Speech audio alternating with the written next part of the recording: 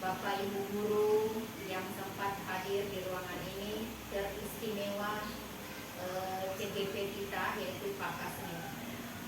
Salawat dan salam serta junjungan kita kehadiran Allah Subhanahu wa Ta'ala, yang mana pada hari ini kita memberikan kesehatan, kesempatan serta perbuatan dalam hal mengikuti aksi nyata CGP mengenai pendampingan aksi nyata tentang sosialisasi atau seri berbagi calon guru penggerak dengan tema membangun budaya positif di sekolah. Dalam hal ini materinya akan dibawakan oleh CGP yaitu Pak Kasmir. Itu Pak Kasmir, kami silakan dengan hormat. Baik, terima kasih Ibu Kepala Sekolah atas kesempatannya. Assalamualaikum warahmatullahi wabarakatuh. Ibu Kepala Sekolah SMP Negeri 5 Bukal yang saya hormati, Ibu Wakil Kepala Sekolah SMP Negeri 5 Bukal yang saya hormati, ibu-ibu, dewan guru, dan juga staf tata usaha yang berkesempatan hadir pada kegiatan hari ini. Alhamdulillahirrahmanirrahim, puji syukur selalu dan biasa kita panjatkan kepada Allah Subhanahu wa Ta'ala, karena pada hari ini kita masih diberi nikmat kesehatan dan kesempatan untuk mengikuti salah satu kegiatan kami selaku calon guru penggerak. Jadi di sini saya akan membagikan tentang aksi nyata penerapan budaya positif di lingkungan sekolah. Nah, kemudian salawat serta salam tak lupa kita kirimkan kepada baginda Rasulullah Muhammad SAW yang telah membawa kita dari alam gelap gulita menuju alam calon penggerak seperti saat ini. Baik, ibu-ibu, dewan guru, karena di sini bapaknya cuma saya sendiri, jadi semua ibu-ibu.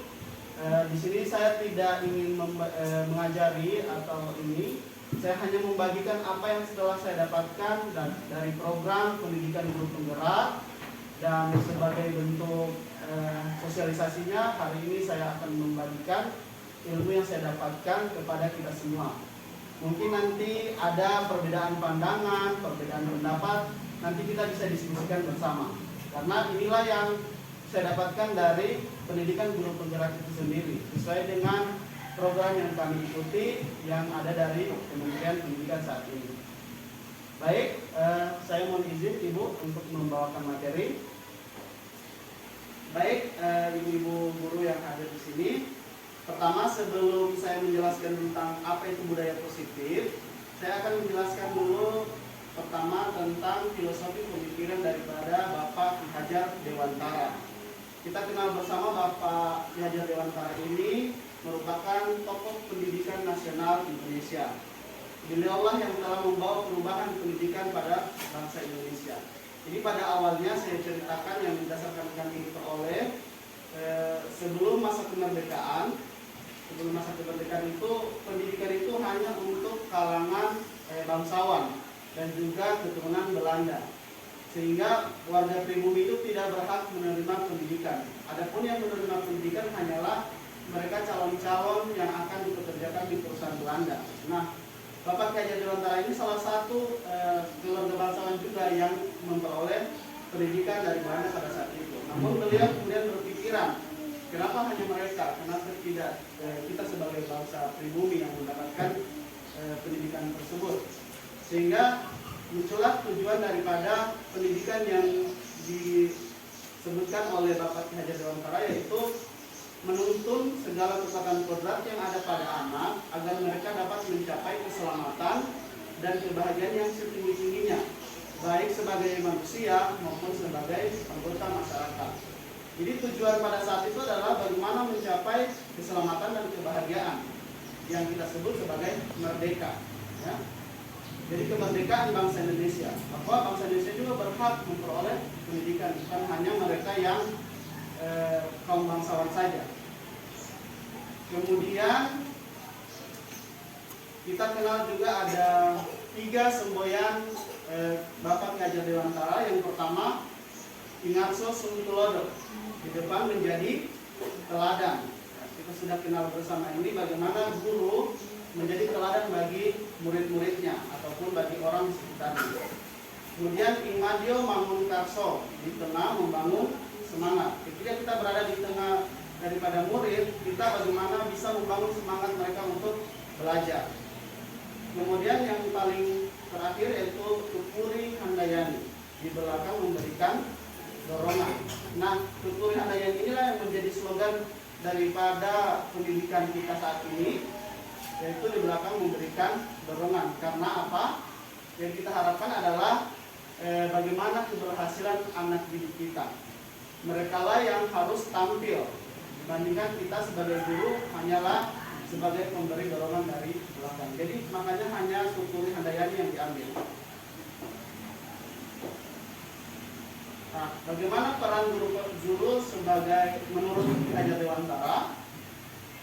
Menurut Bapak Ki Hajar Dewantara bahwa dalam menuntut laku dan pertumbuhan berat anak, Ki Hajar Dewantara mengibaratkan peran pendidik itu sebagai seorang petani atau tukang kebun. Nah, sedangkan anak-anak itu sebagai biji tumbuhan yang akan disemai. Nah, seperti biji yang akan ditempatkan di tanah yang subur, apabila mendapatkan perawatan dari Pak Tani seperti pemupukan, penghilangan hama, penyinaran yang cukup, pembersihan, maka biji tumbuhan itu juga akan tumbuh dengan baik. Seperti itulah menurut Ki Hajar Dewantara, kita sebagai guru merawat dan mendidik anak-anak untuk bisa menjadi baik. Nah, berikutnya sekarang ini lagi digalakkan slogan Merdeka Belajar. Jadi Menteri Pendidikan kita ya saat ini, Pak Nadiem Makarim, melihat adanya hal yang belum merdeka di dalam pembelajaran kita saat ini. Untuk itulah beliau sedang menggerakkan kembali slogan Merdeka Belajar. Dan ada 6 profil pelajar Pancasila yang diharapkan untuk bisa dicapai.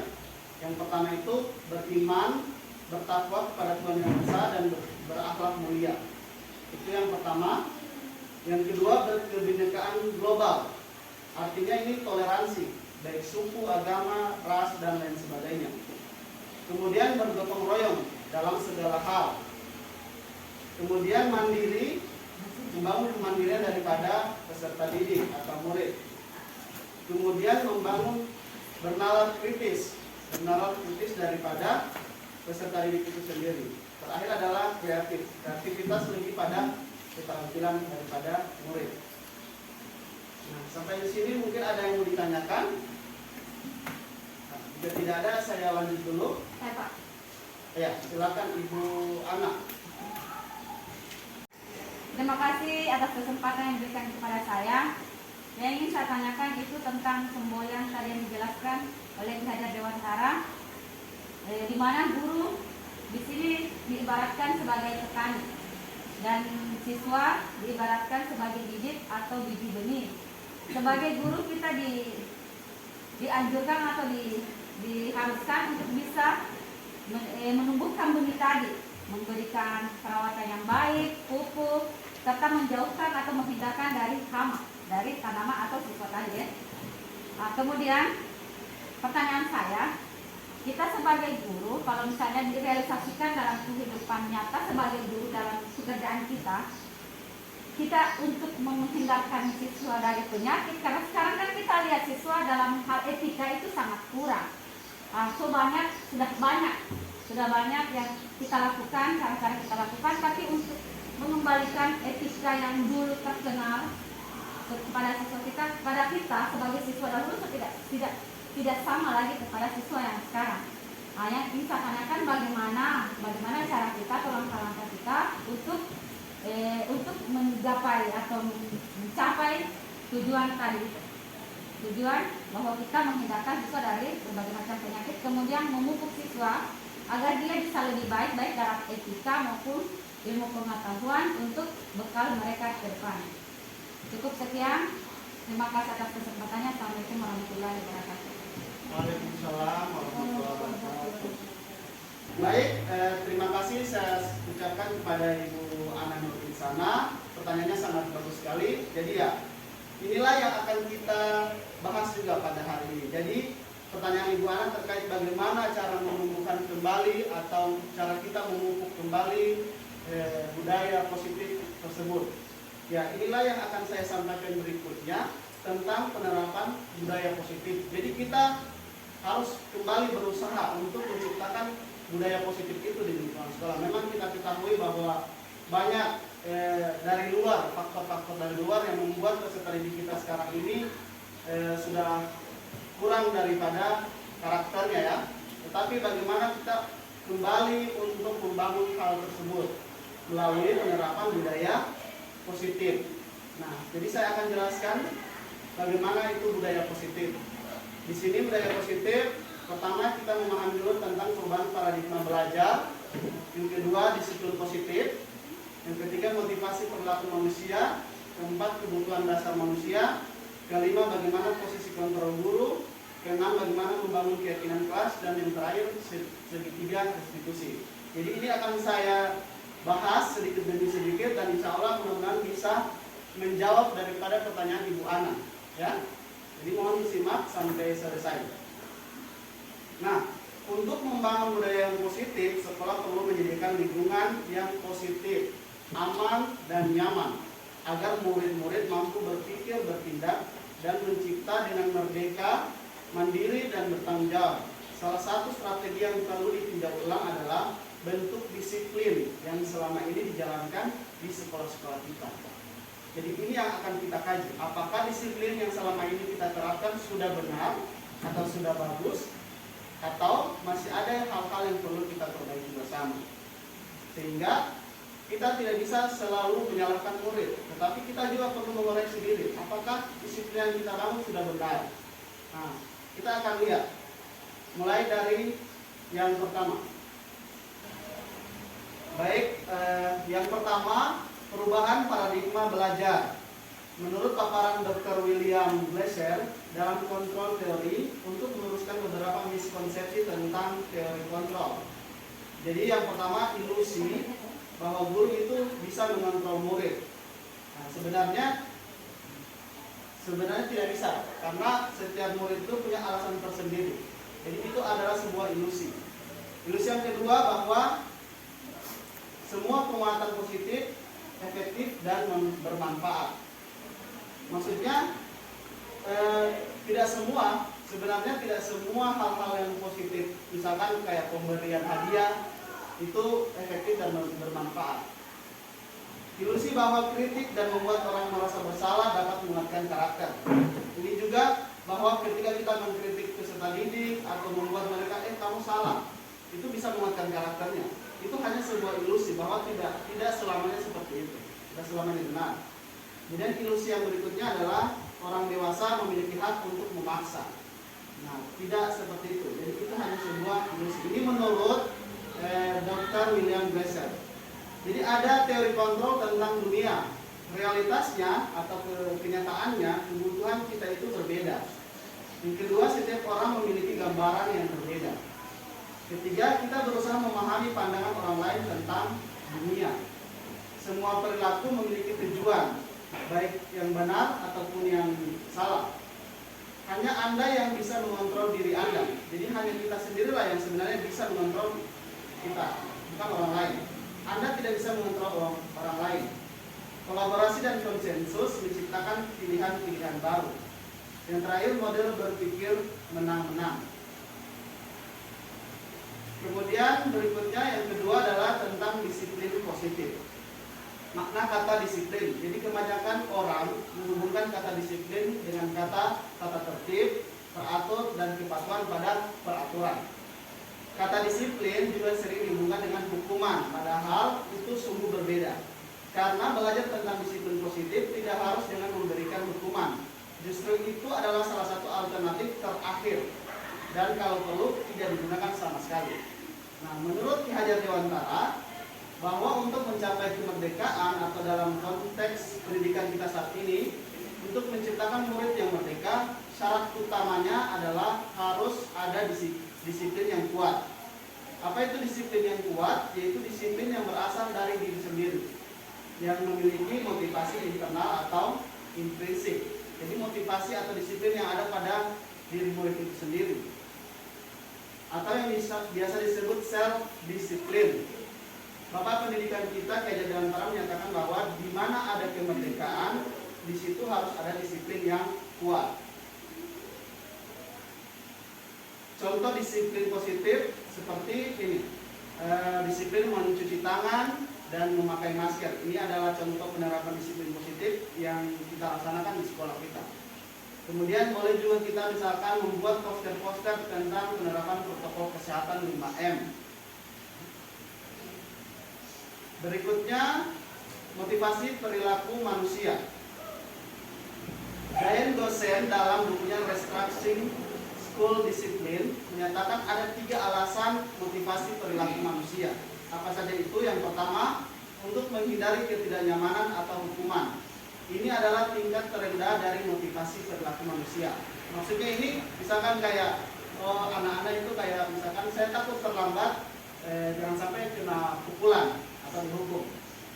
Nah, yang kedua, untuk mendapatkan imbalan atau penghargaan dari orang lain.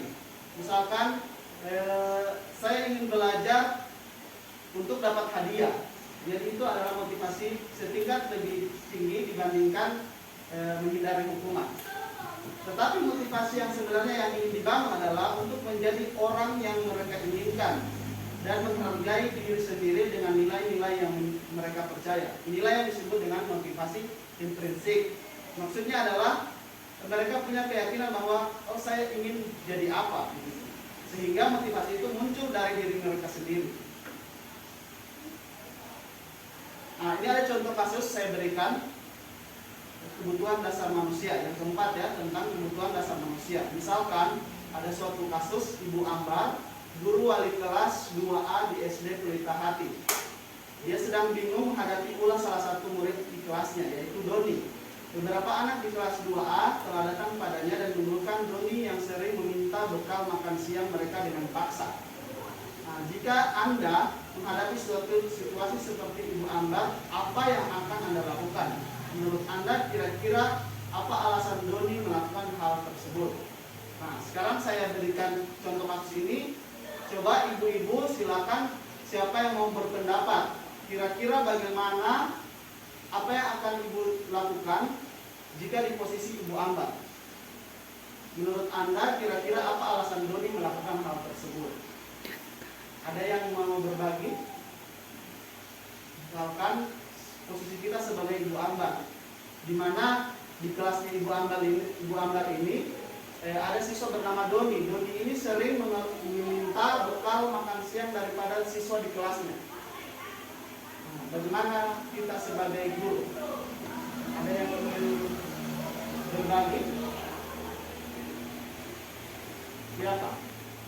Bu Yuni mungkin? Menurut Yuni, bagaimana menurut Ibu Yuni? Apa yang akan Ibu Yuni lakukan ketika posisinya Ibu Yuni sebagai Ibu Ambar? Di mana di perwaliannya Ibu Yuni ada si Doni. Doni ini dia sering meminta bekal makan siang dengan paksa sama teman-temannya. Apa yang harus kita lakukan? Ya baik, silakan Ibu Yuni. Kalau misalkan saya sebagai Ibu Ambar, yang pertama karena si Doni ini meminta makanan temannya secara paksa, mungkin yang terlebih dahulu adalah menasihati si Doni ini bahwa tidak seharusnya membuat demikian. Kemudian mungkin menasihati teman-teman di kelasnya juga untuk bagaimana caranya supaya bisa saling berbagi sehingga ada rasa kebersamaan dalam kelas itu. Menurut Ibu Yuni, kira-kira apa alasan Doni melakukan hal tersebut?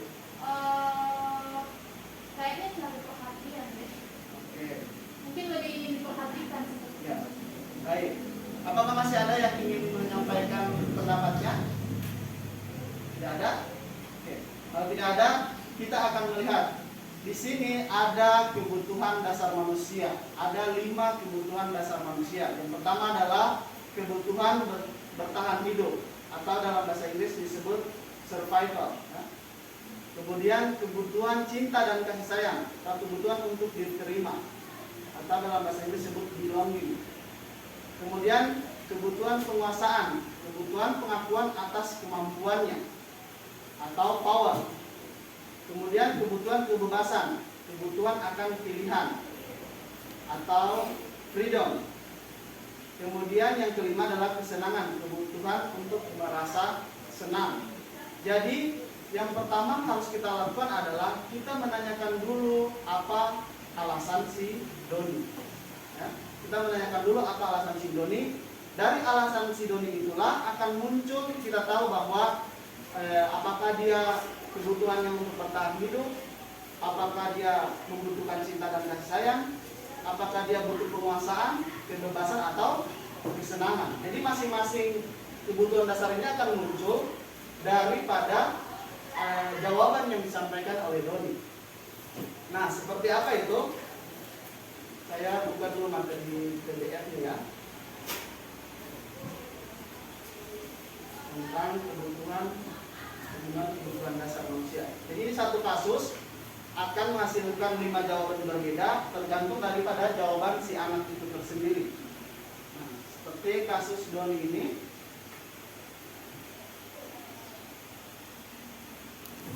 Bisa kita baca di sini.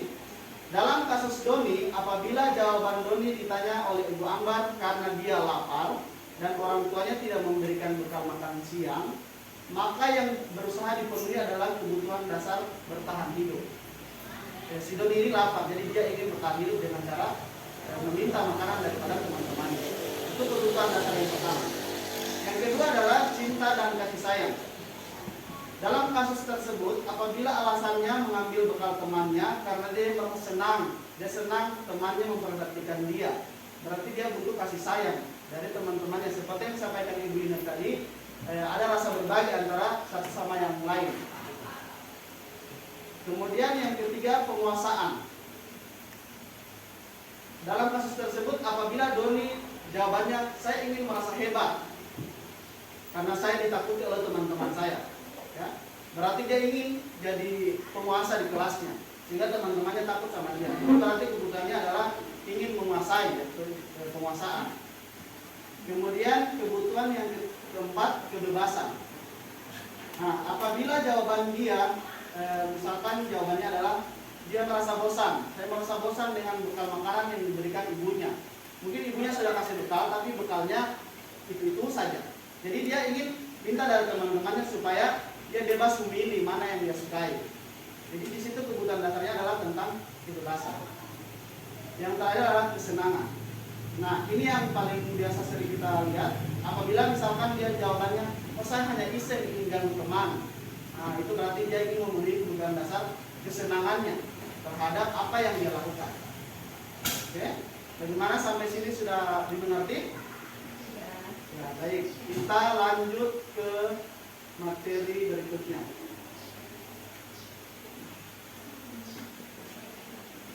Nah, posisi kontrol guru. Ini yang kelima. Menurut Mansama, Diane dosen dalam bukunya Restitution Restructuring School Discipline menyatakan bahwa ada 5 posisi kontrol seorang guru. Yang pertama adalah posisi sebagai penghukum. Seorang penghukum bisa menggunakan hukuman fisik seperti dipukul langsung ataupun hukuman verbal seperti dikatakan langsung. Bisa juga yang kedua posisi membuat orang merasa bersalah. Jadi hampir sama dengan penghukum, tetapi pada posisi ini biasanya kita gunakan suara yang lebih lembut, tetapi lembutnya itu kayak menyakitkan, gitu, menyakiti. Nah, sehingga murid itu merasa, oh saya sangat salah.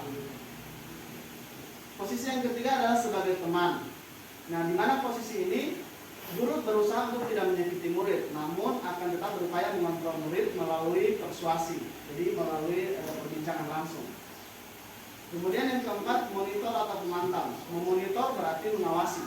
Pada saat kita mengawasi, kita bertanggung jawab atas perilaku orang-orang yang kita awasi. Biasanya posisi monitor ini adalah posisi guru yang bukan wali kelas. Jadi misalkan Ibu Yuni mengajar di kelas 7A, kemudian menemukan perilaku siswa A seperti ini, jadi dicatat, kemudian diberikan catatan itu kepada wali kelas yang lebih punya wewenang untuk bertindak. Jadi itu posisi pemantau. Yang terakhir adalah posisi manajer.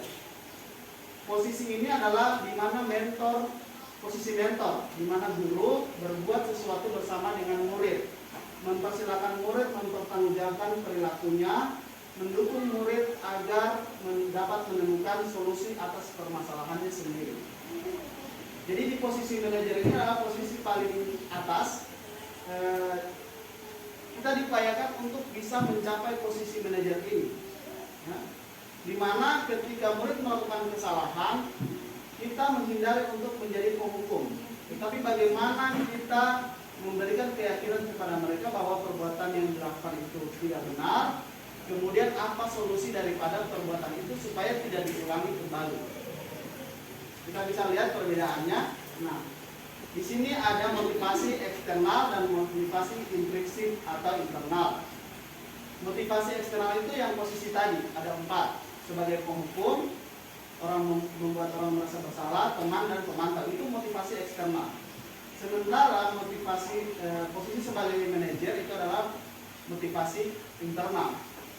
Nah, ada 2 yang dikatakan identitas gagal atau perilaku kontrol yang negatif sebagai penghukum dan membuat merasa bersalah.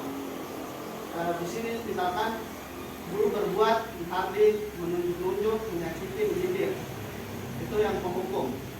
Kemudian guru juga biasa berkata, kalau kamu tidak melakukannya saya akan dan memukul. Membuat merasa bersalah, berceramah menunjukkan kekecewaan mendalam. Misalkan kamu sudah mengecewakan ibu atau bapak. Nah, sedangkan perilaku kontrol positif yaitu sebagai teman dan pemantau. Yang pertama sebagai teman membuat alasan-alasan untuk muridnya. Misalkan contoh kalimatnya, lakukan untuk bapak ibu ya supaya ke depan bagaimana baiknya. Nanti kita bereskan. Kemudian pemantau, menghitung atau mengukur. Jadi ditanyakan apa peraturan, apa konsekuensi dan sanksinya, apa yang telah kamu lakukan, apa yang telah terjadi. Nah, sedangkan untuk posisi manajer mengajukan pertanyaan-pertanyaan. Misalkan apa yang kita yakini, apa hal yang meyakini hal tersebut. Kalau kamu meyakini, kamukah akan memperbaikinya? Mungkin pada diri kita saat ini kayak merasa, saya pun mengakui bahwa posisi saya masih sering sebagai penghukum, masih sering sebagai pembuat merasa bersalah. Tetapi ke depan kita berupaya untuk lebih mengedepankan perilaku kontrol positif.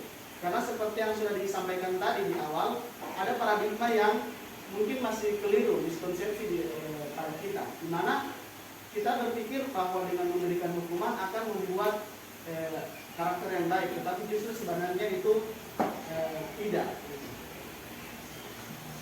Ya, jadi seperti inilah contohnya. Nah, ini kita bisa lihat tadi hasilnya. Ketika kita sebagai kontrol negatif, maka hasilnya adalah memberontak, mendendam, menyalahkan orang lain. Tetapi sebagai kontrol positif, bisa menyesuaikan, kemudian bisa menguatkan karakter positif. Dampaknya adalah ketika diulangi kesalahan tersebut, perilaku menjadi agresif. Ini kalau perilaku kontrol negatif. Jadi anak itu akan menjadi agresif ketika kita memberikan hukuman. Tetapi sebagai kontrol positif atau sebagai manajer, maka anak itu akan mengevaluasi diri bagaimana menjadi diri yang lebih baik.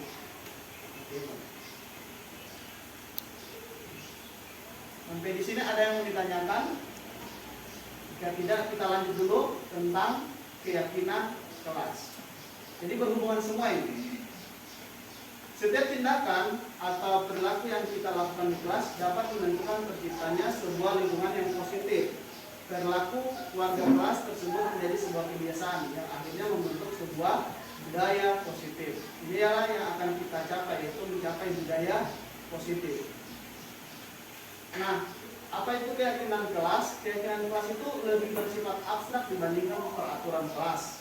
Nah, tapi sifatnya lebih dibanding peraturan kelas yang lebih rinci dan konkret. Misalkan seperti ini, peraturan kelas, jangan membuang sampah, itu peraturan. Tetapi kalau keyakinan kelas, menjaga kebersihan. Jadi dirubah, bukan menjadi peraturan, tetapi lebih keyakinan kelas. Kemudian keyakinan kelas itu berupa pernyataan-pernyataan universal yang umum. Kemudian keyakinan kelas juga pernyataannya senantiasa dibuat dalam bentuk yang positif. Jadi kalau menggunakan kata jangan itu sudah negatif. Tidak boleh menggunakan kata jangan, karena jangan itu menunjukkan suatu peraturan yang tidak boleh dilanggar.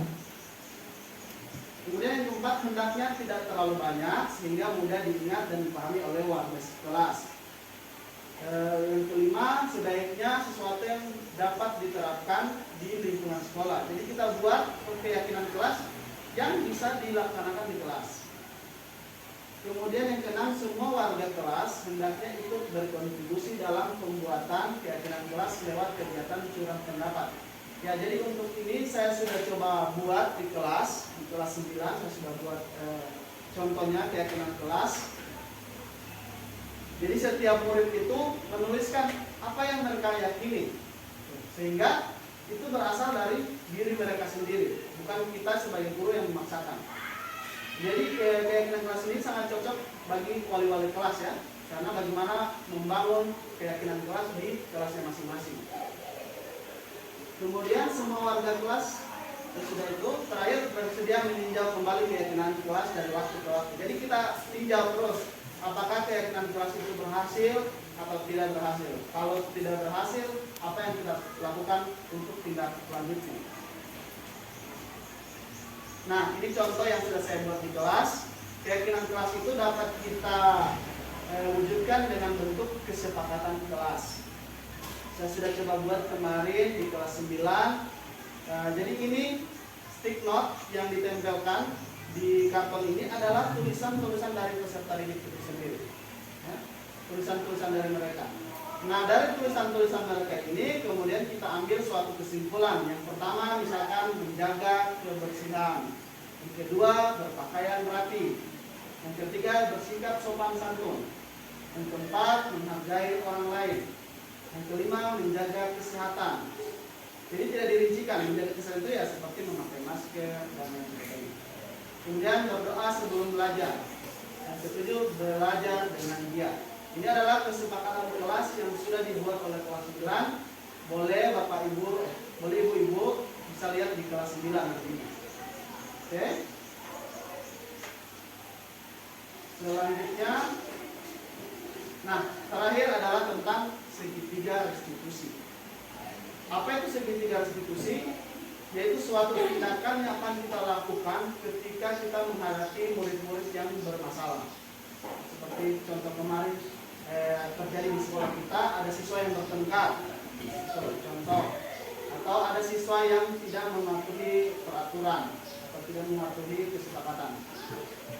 Segitiga restitusi itu terdiri atas yang pertama validasi tindakan yang salah. Validasi tindakan yang salah itu bentuk pertanyaannya seperti ini atau bentuk pernyataan seperti ini. Itu kepada peserta didik. Kamu tentu punya alasan mengapa melakukan hal itu. Jadi misalkan siswa yang bertengkar tadi, kita tanyakan dulu. Kamu tentu punya alasan melakukan hal itu. Kemudian kita tanyakan, adakah cara yang lebih efektif untuk mendapatkan apa yang kamu butuhkan? Seperti kasus kemarin itu, rival, dia tidak senang dengan perbuatan temannya, tetapi dia langsung main pukul. Jadi kita tanyakan, kira-kira adakah cara yang lebih efektif selain hal itu? Kemudian menstabilkan identitas. Setelah itu, semua siswa yang sudah berbuat salah tadi, kita tidak hukum, kita tidak marahi, tapi kita stabilkan identitasnya. Jadi kita yakinkan bahwa setiap orang itu pernah berbuat kesalahan. Kamu bukan satu-satunya yang pernah melakukan hal tersebut. Masih ada orang lain yang pernah melakukan kesalahan seperti itu. Yang terakhir adalah menanyakan keyakinan. Nah, seperti misalkan keyakinan kelas apa yang telah kita sepakati, misalkan saling menghargai orang lain. Apakah bentuk tadi bertengkar itu menghargai orang lain? Yang jelasnya tidak. Kemudian kita tanyakan lagi, kamu ingin menjadi orang yang seperti apa? Menjadi orang seperti apa? Apakah ingin menjadi orang yang lebih baik? Ya, tentunya kalau menjadi lebih baik, maka ada motivasi dalam dirinya untuk berubah ke depannya. Nah? Baik, sampai sini ada yang ingin ditanyakan? Ya, ada. Ya, silakan Ibu Hasrina. Yang mana Ibu yang tanyakan? Mungkin sudah terlewat Jadi Saya masalah buka slide mana ya? Yang ini. oh iya. Oke, Masalah perilaku kontrol negatif tadi. Sebenarnya jujur saya ini orangnya penghukum. Saya orangnya penghukum.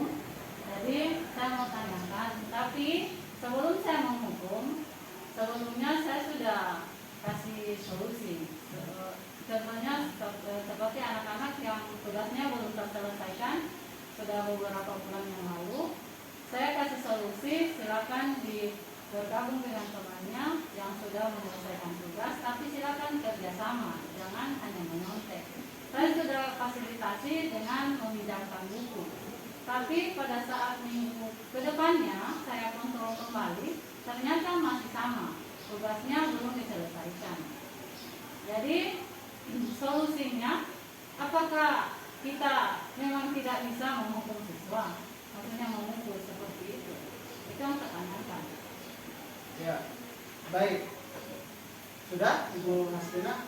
Ya, terima kasih atas penyampaian informasinya. Jadi, contoh kasus yang Ibu Hasrina dapatkan adalah kasus yang real, nyata ya, di pembelajaran kita sehari-hari.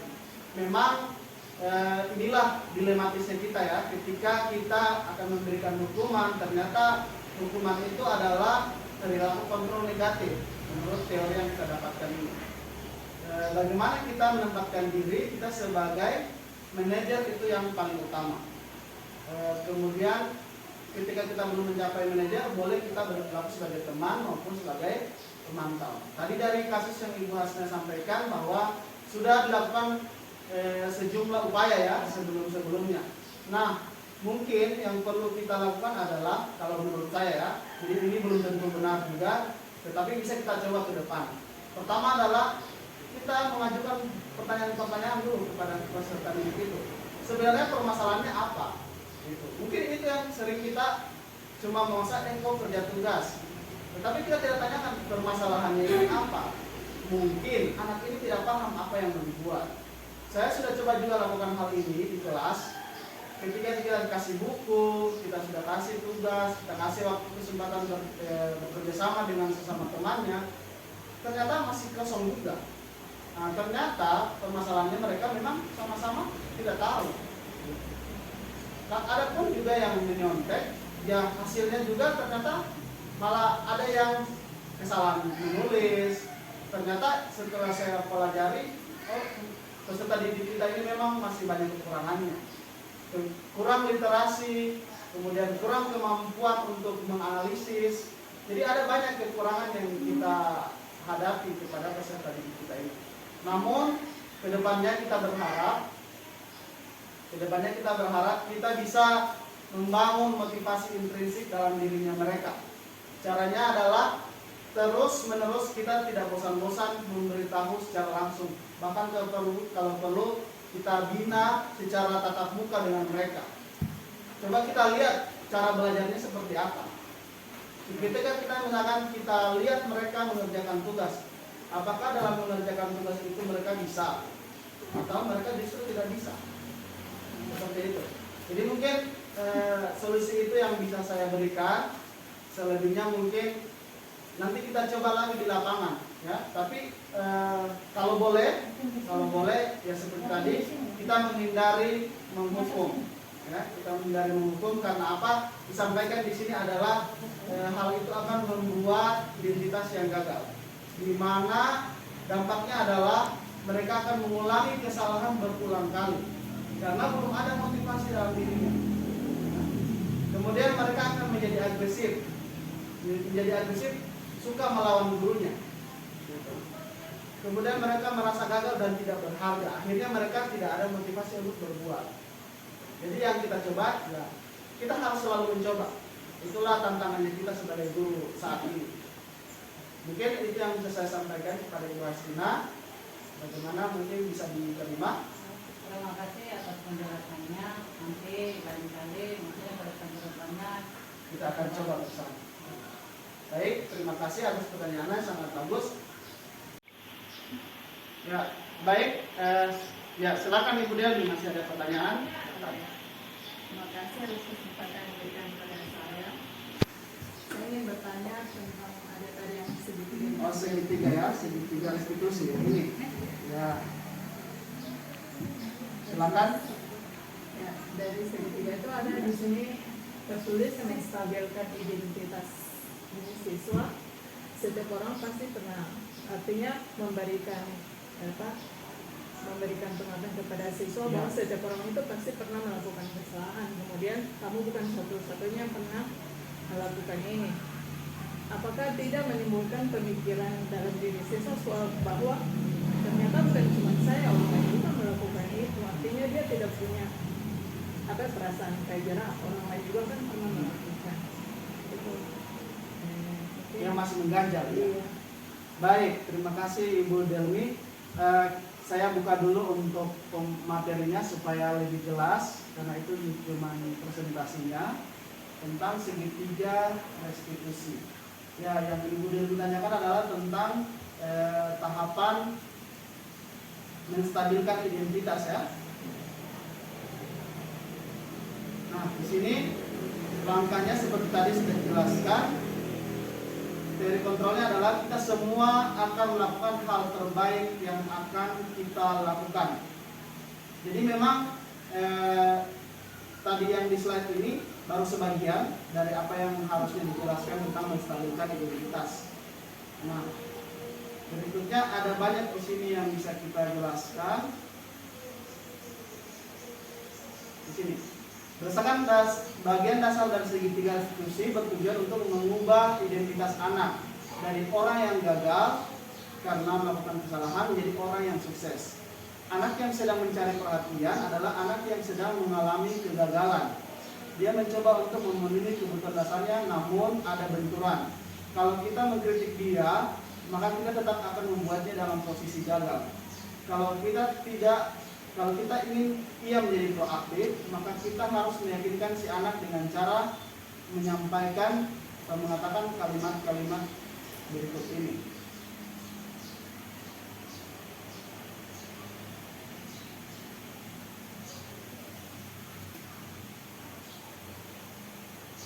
Jadi ada kalimat-kalimat yang kita sampaikan untuk tahapan menstabilkan identitas. Pertama misalkan, berbuat salah itu tidak apa-apa. Jadi disampaikan berbuat itu tidak apa-apa. Tidak ada manusia yang sempurna. Jadi kita bandingkan lagi. Saya juga pernah melakukan kesalahan. Nah, mungkin bukan kesalahan seperti itu, tapi kesalahan yang lain. Tapi bagaimana kita bisa menyelesaikan hal ini? Jadi sebenarnya tadi maksudnya mengantar itu cuma untuk membandingkan bahwa kalau tidak hanya kau yang pernah melakukan kesalahan, ada juga orang lain yang pernah melakukan kesalahan. Bukan sebagai pembanding negatif, tetapi untuk membandingkan bahwa kita bisa selesaikan hal ini.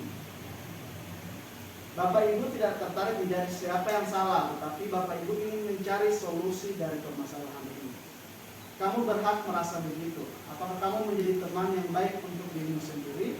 Nah, kalau kita mengatakan kalimat-kalimat di atas akan sangat sulit, bahkan hampir tidak mungkin buat anak untuk tetap membangkang. Para guru yang bertugas mengawasi anak-anak saat mereka bermain di halaman sekolah menyatakan bahwa bila mereka mengatakan kalimat tersebut yang mungkin hanya butuh 30 menit, itu bisa mengubah situasi yang sulit menjadi kooperatif. Ketika seorang merasa sedih dan emosional, mereka tidak bisa mengakses bagian otak yang berfungsi untuk berpikir rasional. Saat itulah ketika kita harus menstabilkan identitas anak.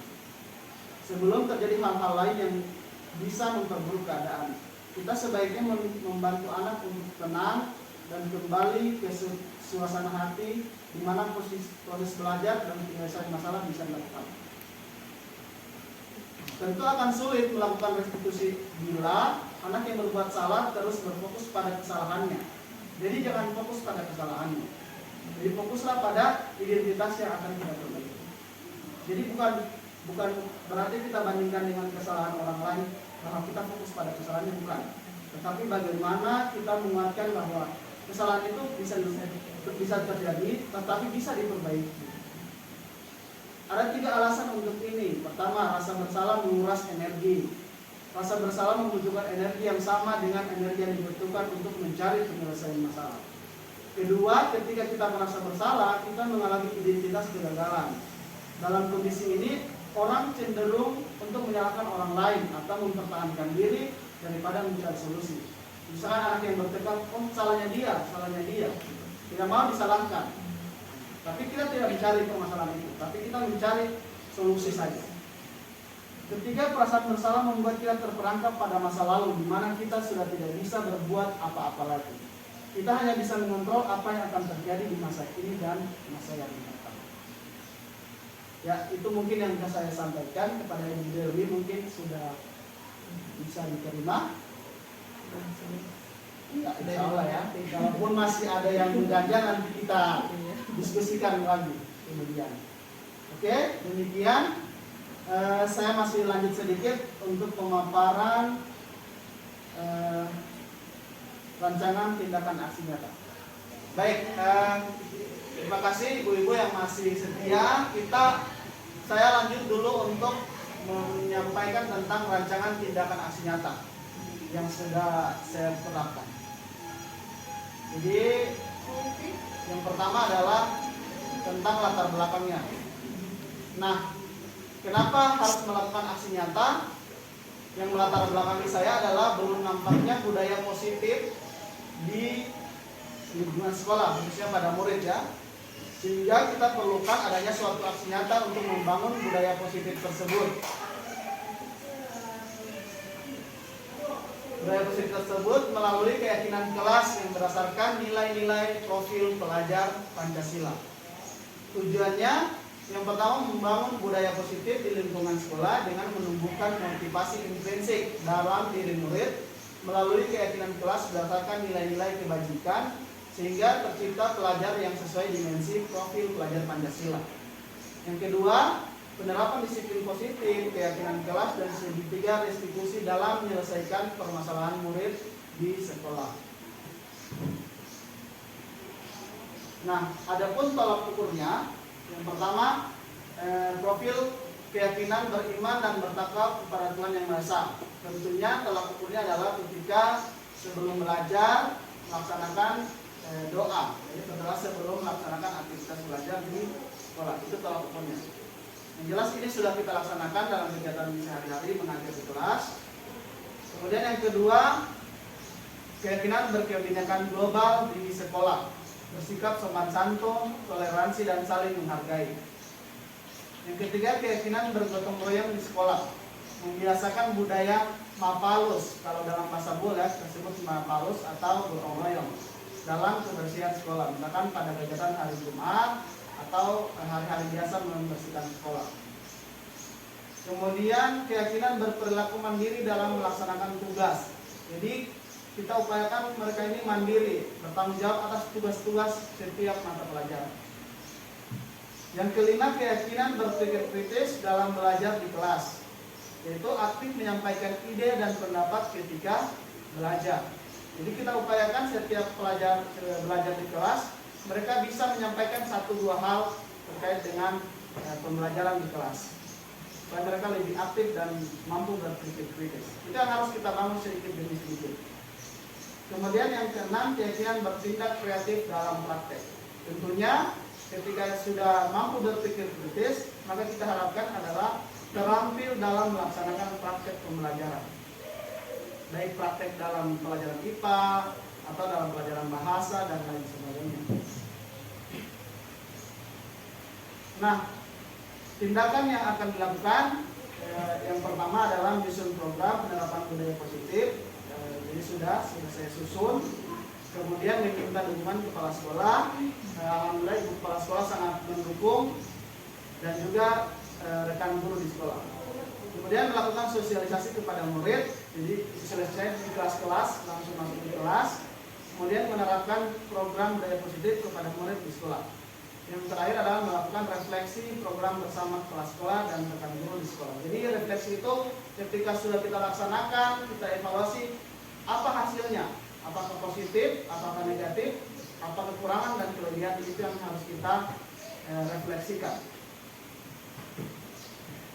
Dukungan yang dibutuhkan seperti tadi, ada kepala sekolah, kemudian rekan guru, teman-teman, ibu guru, kemudian murid itu sendiri selaku yang harus kita bangun budaya positifnya, kemudian orang tua di rumah, karena orang tua juga sebagai pendukung utama ketika mereka pulang ke rumah.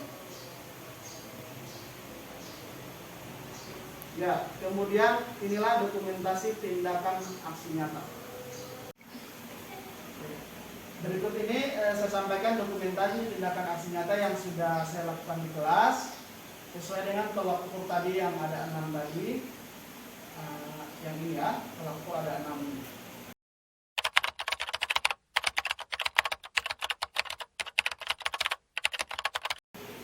Yang pertama, berdoa sebelum melaksanakan aktivitas belajar di sekolah. Ya, ini sudah kegiatan rutin yang biasa kita lakukan di kelas.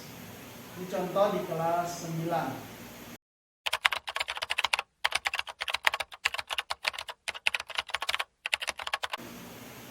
Ya, jadi untuk berdoa sebelum belajar ini, saya belum melihat kondisi di kelas bahwa ketika melaksanakan doa, biasanya ketika mereka lafalkan, itu mereka cuma sekedar melafalkan, bahkan banyak yang bermain. Misalkan berdoa posisinya bukan pada saat berdoa, tapi sedang buka buku apa. Jadi saya sekarang itu mulai membiasakan, ayo ketika kita berdoa kita menghadap siapa? Kita menghadap Allah. Jadi posisikan kita siap, duduk siap, kaki di bawah, tangan di atas. Seperti yang diajarkan dalam agama kita, berdoa itu posisi tangan menghadap ke atas. Nah, jadi saya hindari ketika mau berdoa siswa masih ada yang buka buku dan lain sebagainya. Mungkin ini yang perlu kita perbaiki ke depan. Jadi setiap kali masuk di kelas, posisi berdoa kita upayakan sudah baik. Yang kedua adalah bersikap sopan santun, toleransi dan saling menghargai. Misalkan ini ketika masuk di kelas, kita salim, ya salimnya dalam posisi kontrol prokes COVID-19, tidak bersentuhan langsung. Jadi caranya ya seperti ini, boleh dengan menggunakan tangan.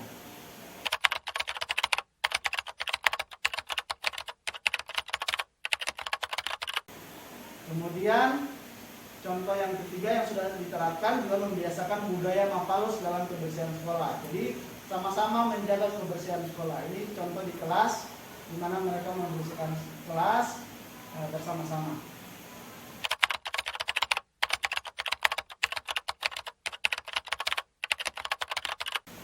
Kemudian bertanggung jawab atas tugas-tugas mata pelajaran. Ya, ini kemarin saya buat kelompok kecil karena memang keterbatasan buku, tetapi kita upayakan mereka tetap mandiri dalam mengerjakan tugas yang diberikan.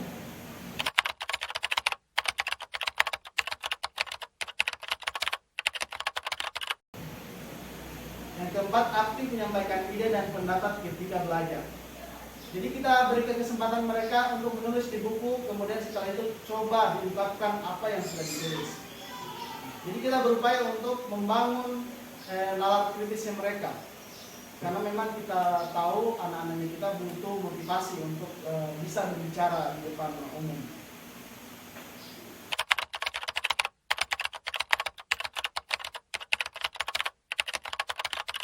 Berikutnya, terampil dalam melaksanakan praktek pembelajaran. Ini salah satu contoh yang kemarin saya terapkan di kelas dalam proses pembelajaran perkembangbiakan generatif tanaman. Jadi mereka saya minta untuk bawa bunga sendiri. Kemudian silakan dipraktekkan, ditunjukkan mana bagian-bagian bunga. Dan alhamdulillah mereka senang setelah saya tanyakan pembelajarannya seru di kelas. Jadi kita upayakan untuk selalu melaksanakan dua hal, praktek dan pengetahuan.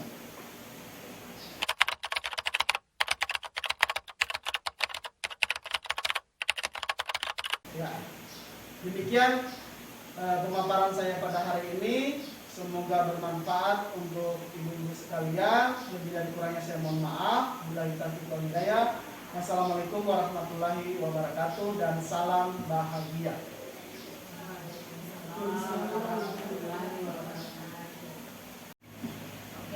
Baik Bapak Ibu Wakil Kepala Sekolah serta Dewan Guru yang sempat mengikuti sosialisasi tentang penerapan daripada membangun budaya positif di lingkungan sekolah. Baik, insya Allah ke depan setelah kita mengikuti pemaparan yang disampaikan oleh Pak Kasmir, insya Allah kita ke depan lebih baik lagi seperti contoh-contoh yang sudah disampaikan terkait dengan budaya yang termasuk juga budaya disiplin, ya kan? Di situ kita terapkan juga karena ini adalah COVID-19 yang harusnya budaya saling itu, salam, sopan santun yang kita harus budayakan. Hanya dikarenakan kita masih dalam suasana COVID sehingga salim itu diganti dengan salam corona, yaitu tidak menyentuh dengan sesama teman atau dengan bapak ibunya.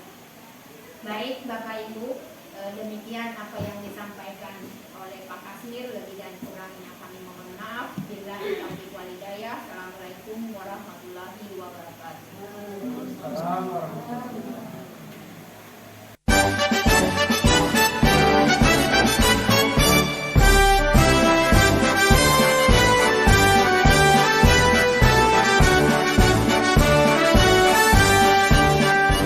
Bulatkan tekad, kuatkan hati, negeri ini memanggilmu kawan.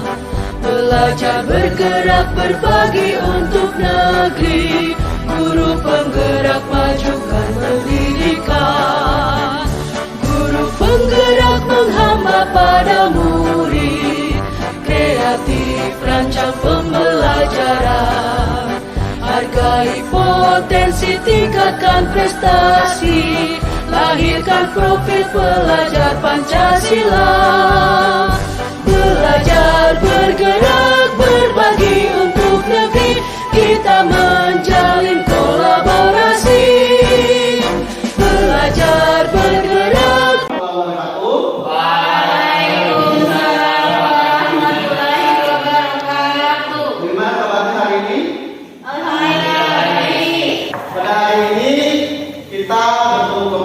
Pertemuan tatap muka kita yang pertama di sekolah, ya. Patut kita syukuri bersama bahwa hari ini kita sudah bisa belajar di sekolah. Nah, namun ada kesepakatan kelas yang telah kita sepakati bersama, ya. Yaitu salah satunya harus menggunakan masker, bagian dari protokol kesehatan. Nah, namun ada yang kita lihat teman kita hari ini. Siapa namanya? Saprin hari ini tidak menggunakan masker. Oke, Saprin di sini ketemu kamu, ya? Ya. Baik, jadi Saprin, bagaimana kabarmu Saprin? Baik. Ya, Saprin sudah tahu ya apa yang Saprin lakukan hari ini? Apa yang Saprin lakukan hari ini? Tidak pakai masker. Ya, Saprin tidak menggunakan Masker. Menurut Saprin, perbuatan yang Saprin lakukan itu sudah benar atau belum? Belum. Kenapa belum benar? Karena tidak pakai protokol kesehatan. Ya, tidak mematuhi protokol kesehatan. Ya, tidak apa-apa ya Saprin. Setiap manusia itu punya kesalahan. Namun, bagaimana kita memperbaiki kesalahan kita ke depan? Ya, jadi aturan dari pemerintah bahwa kita untuk melaksanakan tatap muka harus menggunakan masker. Apa yang kita yakini, kalau misalkan kita menggunakan masker, apakah kita menjaga kesehatan kita? Ya. Jadi menggunakan masker menjaga kesehatan kita. Bukan cuma kita, tapi juga teman-teman kita, guru-guru kita. Coba Pak Saprin ulangi, keyakinannya kita adalah Saya meyakini ketika saya menggunakan masker, maka saya menjaga kesehatan saya dan teman-teman saya. ya, jadi bagaimana perasaan Saprin setelah mengalami apa yang Pak Guru sampaikan? Saya merasa tenang dan saya minta maaf. Selanjutnya saya akan menggunakan masker. Ya, jangan cuma dibicara ya, harus selalu dilakukan setiap hari pada saat belajar di sekolah. Oke, terima kasih Saprin. Assalamualaikum warahmatullahi wabarakatuh.